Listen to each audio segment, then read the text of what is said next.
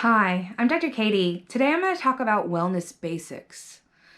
There's 5 of them, 5 things that are key and critical to being healthy, to reducing risk of certain diseases, basically to total health.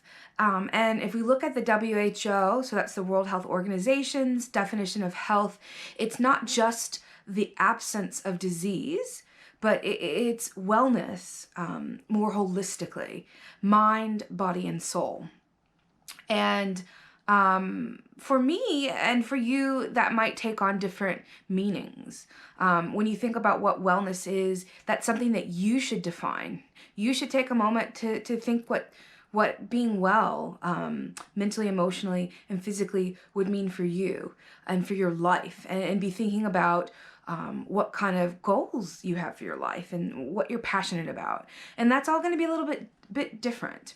But there are 5 basic wellness things that if people are doing on a day-to-day basis, they tend to live healthier, happier, more balanced, more meaningful lives. And I've certainly found this to be true for myself. And I found after I survived stage 3 breast cancer and was rebuilding my life, and I was fearing cancer recurrence, and I was trying to live a life that reduced my risk of recurrence as much as it could. These are the things that I had to do every day, or it would be a problem for me. I should say that when I finished all my treatments, my active treatments for breast cancer, I'm certainly still on pretty intensive hormonal therapy. And I was starting to get back to my quote unquote normal life. I really struggled for a number of reasons. I didn't have as many supports as I did during the treatment phase. When you're getting treatments to save your life, the goal of saving your life it's quite clear. But then when you get to this kind of what I thought was going to be a magical survivalship phase, I thought it would be a lot easier than it is. And then I kind of had to sort things out on my own. And I didn't necessarily have a lot of supports from my doctors at that point on the whole process of moving on with your life and on maximizing your own personal wellness to reduce recurrence risk. That's something that I sort of had to figure out on my own. And at the same time, I was working in psychiatry and I was helping my own patients with severe mental illness go through acute hospital phases of illness and then enter their recovery phase of illness and try to pick up their lives and figure out what they wanted out of life. And I was trying to support them in their journeys and provide them with hope that they can still live whatever they define as their best life.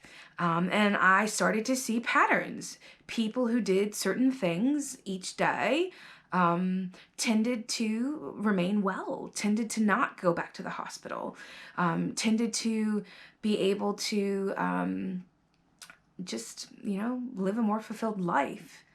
There is obviously a component of genetics, but there's also environmental factors that determine, who gets what disease when, who lives a long life and who dies. But there are modifiable things. And I guess after I survived cancer, instead of focusing on, why it is that I got breast cancer at 35 when the risk was just so low that this lump would be cancerous, I focused more on the things that I could change. One of the big things was weight loss. I was overweight. I've been overweight most of my life. And after I had cancer, I was even fatter. I thought when I got diagnosed, one of the benefits of having cancer is that you'd get real skinny, but I didn't. I gained a substantial amount of weight. I gained something like 20 kilos because I had to take high-dose steroids. So, a big part of my journey post chemo, then surgery, then radiation was weight loss. And I lost 35 kilos in the year after finishing radiation. And that was a journey in and of itself. So when I talk about wellness basics, and the things that I talk to my patients about and the things that I do, um, this is what I mean. And I'll read the list to you. So the first is sleep. It's incredibly important to be sleeping enough, to be sleeping deeply. The second is exercise. At least 30 minutes a day, most days of week, is extremely important for wellness. You emit a neurotransmitter in the brain when you exercise for at least 30 minutes, lifting the heart rate. That increases serotonin, which is the happiness neurotransmitter, or one of them. The third thing I know is a basic kind of wellness thing is healthy eating, and I include with this and low tox living. The reason I would include it here is because things like cigarettes, alcohol, illicit drugs do impact your body, and they're not necessarily natural. There's other toxins. We can talk about that. The fourth basic thing is to connect with yourself. I do that through mindfulness meditation and journaling, to take a moment to have stillness and quiet in my life, so that I can hear that inner voice. There's lots of different ways you can do it. For some people who are quite religious, going to church, prayer, it plays a big role. I have a friend who clears her head through long distance running. I have another friend who clears her head by going to the spa and getting a massage, whatever it is for you. And then the fifth thing is the importance of connecting with others, with your loved ones, with your peers, with people who have lived maybe through what you've lived through. I know for many of my patients with severe illnesses, meeting someone who has lived through what they've lived through and is living their best life, and seeing that modeled has been key for them, and maintaining hope that they too can live a fulfilling life. So these are what I call the wellness basics. And as I have progressed through my journey with breast cancer, I realized that most of these things, all of these things really, I need to be doing on a day-to-day basis. But I didn't, and I don't want my whole life to be about being sick. And I didn't want to do these things every day and have it feel like a chore.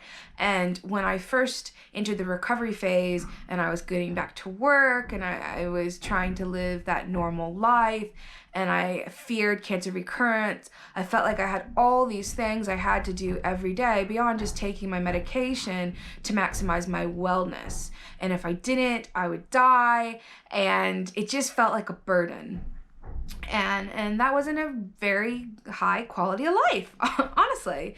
And I guess I reached a breaking point with it, and I had a pretty profound conversation with my mother, who is a psychologist and social worker. She's retired now, but one of the things she said to me is, Katie, you need to change your perspective. You don't have to do things perfectly. Every good decision and choice that you make to improve your life is an act of self-love. And these things that you need to do to improve your wellness don't have to be a burden. And for me, that change in perspective was life altering. And I realized, what? I'm not going to punish myself for the days that I struggle. Instead, any good choice I make, I'm going to congratulate myself. And I'm going to focus more on acts of self-love.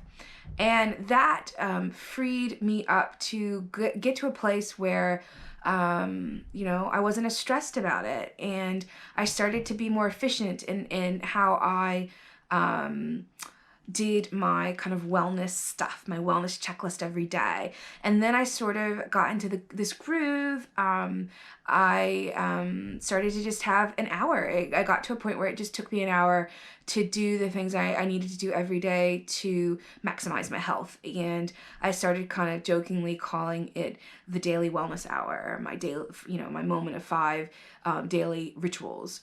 And And that's what it is. And I wake up in the morning, and I do that in the morning. And part of the reason I chose the morning is because I'm not a morning person.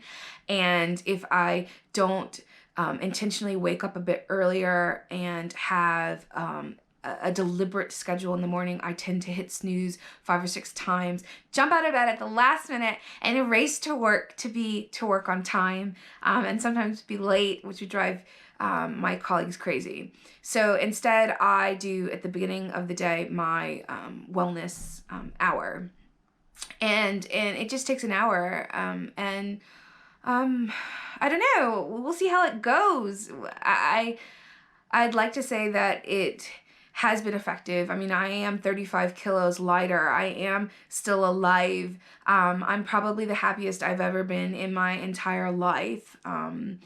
So that's something. That's something to say. But it is a work in progress. And though the daily wellness hour for me is now a habit and it doesn't feel like a chore, some days I do struggle, and I'll talk about that in the future.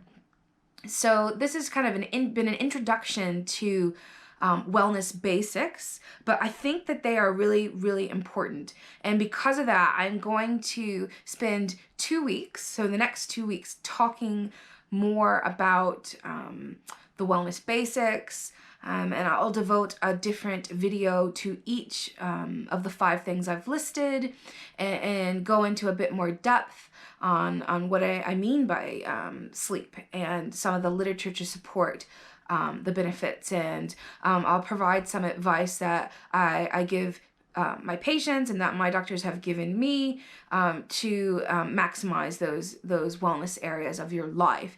And then I will finish kind of the wellness 2-week video series talking about how to come up with and tailor your own daily wellness hour. And then after that, I'll spend some time talking about habits, because once you kind of sort out what it is that you need to do to maximize your wellness, then it becomes an issue of actually doing it. And that's a whole other thing, right? Is you will only reap the benefits of the behavior. If you go through the thought process and you have that aha moment, that's great, but then you've got to operationalize